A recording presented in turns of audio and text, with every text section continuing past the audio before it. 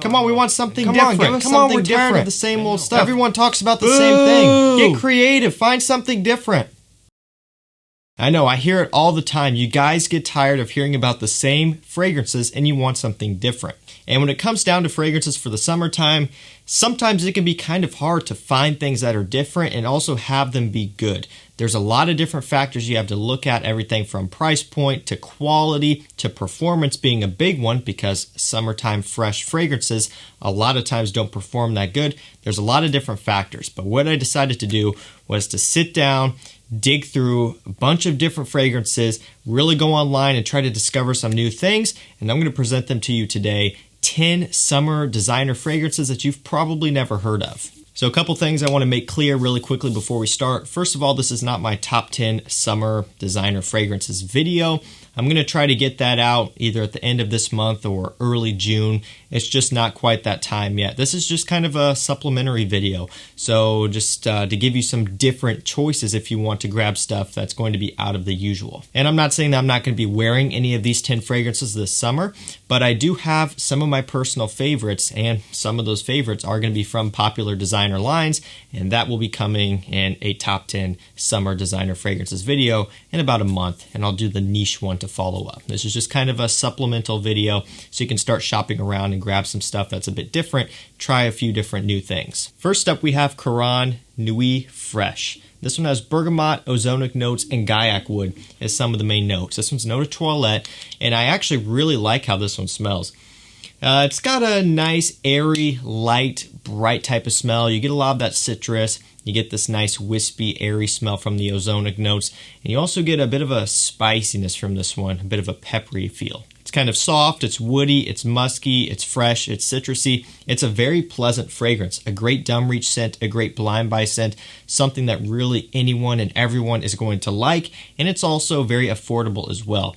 Quite a few of the fragrances here in this video are going to be on the more affordable side, so you're not really breaking the bank here if you decide to go through and blind buy some of these like I did. Not necessarily a mind blower, but something a bit different to get your nose on and something that not everyone else around you is going to be wearing. That's to kick the video off, Nuit Fraiche by Caron. Up next we have L'Eau Bleu d'Issy Pour Homme by Issey Miyake. This one has rosemary, cypress, and juniper berries as some of the main notes. Now, I have talked about this one before, and I actually have seen this one mentioned before. But I still wanted to include this one because I do think it is severely overlooked. I think it's a great, great fragrance. It's a summertime scent without smelling like a lot of your other summertime fragrances out there.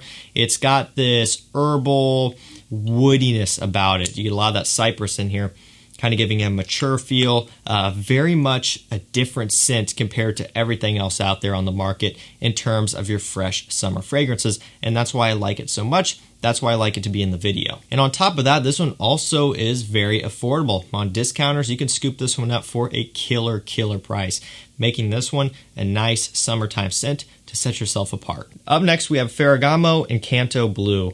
This one has cilantro, aldehydes, bergamot, and green notes is some of the main notes. So first off, I will say the bottle is interesting. You have this water bubble looking thing here. It's just a little indentation in the glass to look like a bubble.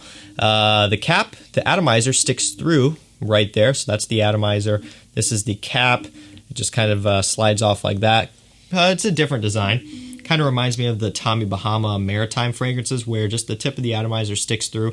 It is a nice little design element and it does look pretty cool. So moving on to the scent itself, it's a pleasant, fresh, citrusy fragrance.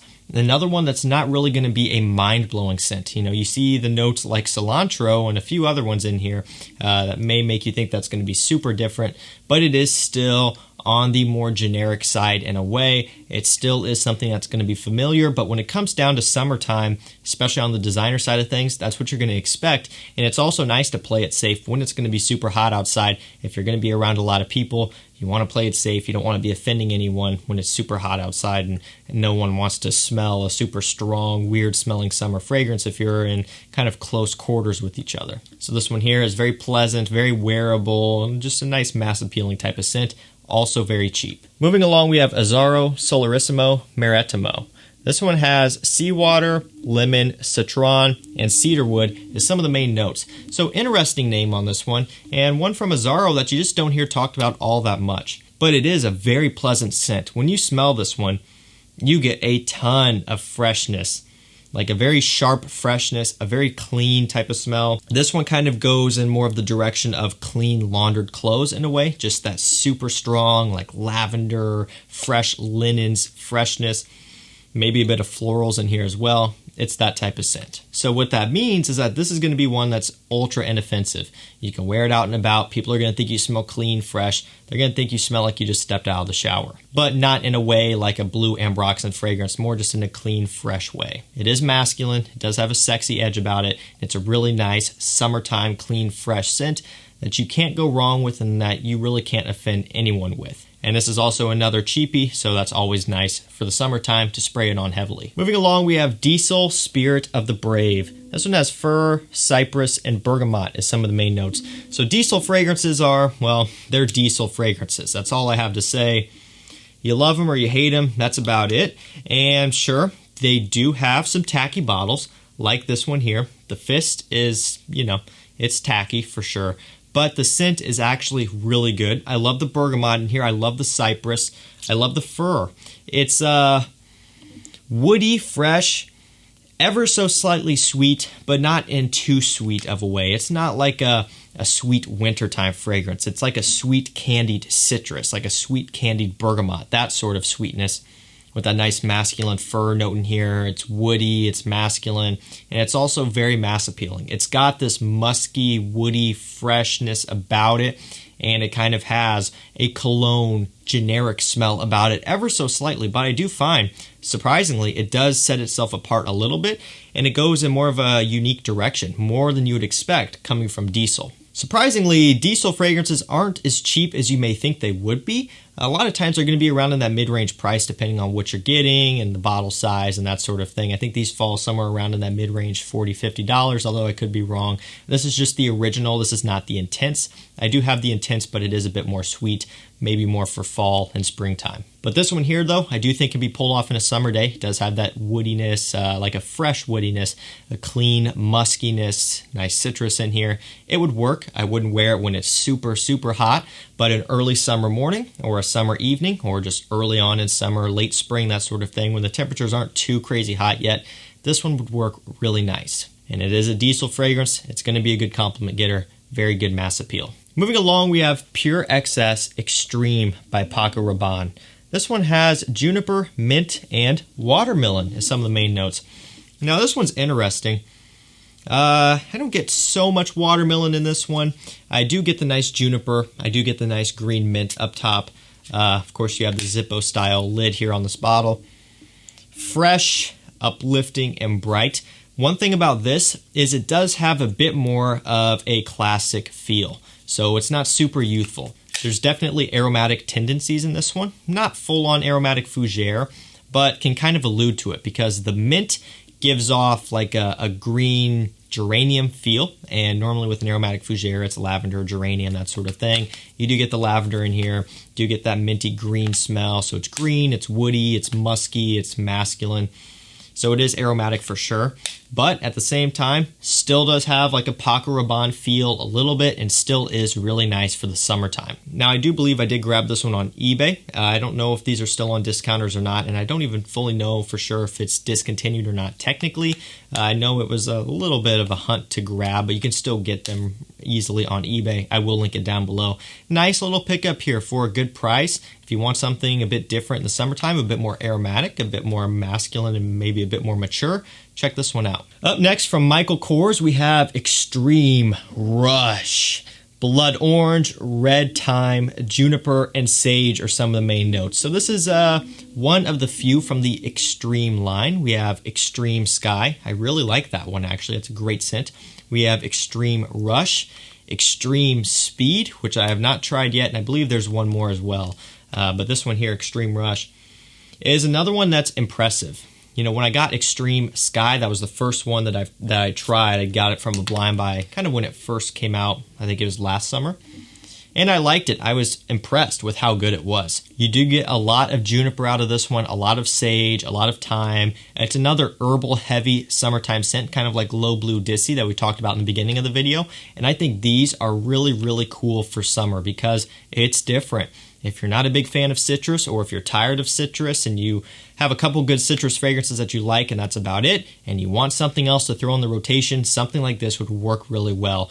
You know, there's something about herbal fragrances in the summer that I really like because it reminds me of summertime, right? If you have a garden, you're not going to be having a garden in the middle of winter. You're going to be having a garden once you get into spring and rolling into summer. So being able to smell these herbal type of fragrances, these green type of fragrances in the summertime, I think is realistic and fitting. This one here, really well done. These Michael Kors are in the mid-range price. Want to say, I don't know, $40, $50, somewhere around in there. Not bad. And I do think this one here in particular, along with Extreme Sky, both are definitely worth a pickup and better than you may think. Another thing too is the atomizers on these are pretty solid as well. Nice cap, nice presentation. All in all, pretty good stuff. Moving along, we have Davidoff Adventure.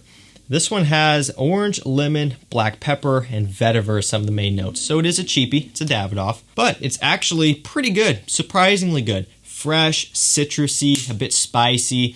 It's masculine. It's a bit more traditional as well, but and is still in a good way.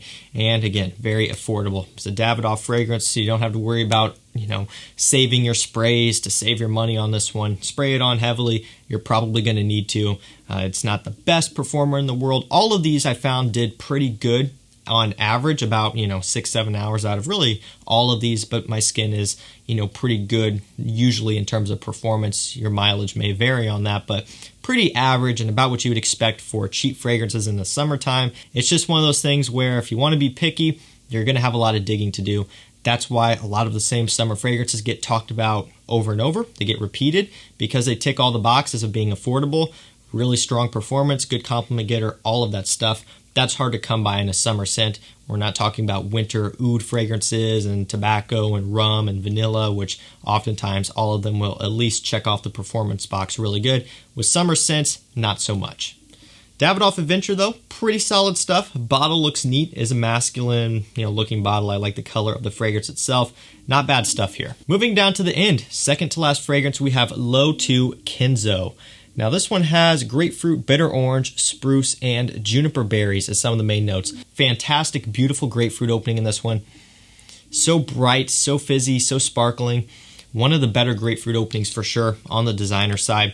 And you would be surprised, some of these designer fragrances that are kind of hidden gems a little bit have some killer openings. For example, in a video I did a few days ago, Bulgari Man Extreme has one of the best bergamot openings that I've smelled on the designer side. Very tart, bright, realistic bergamot. This one here, very good grapefruit note.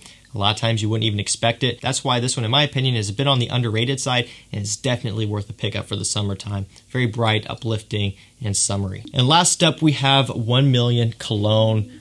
Rose, sea notes, orange, and citrus are some of the main notes in this one.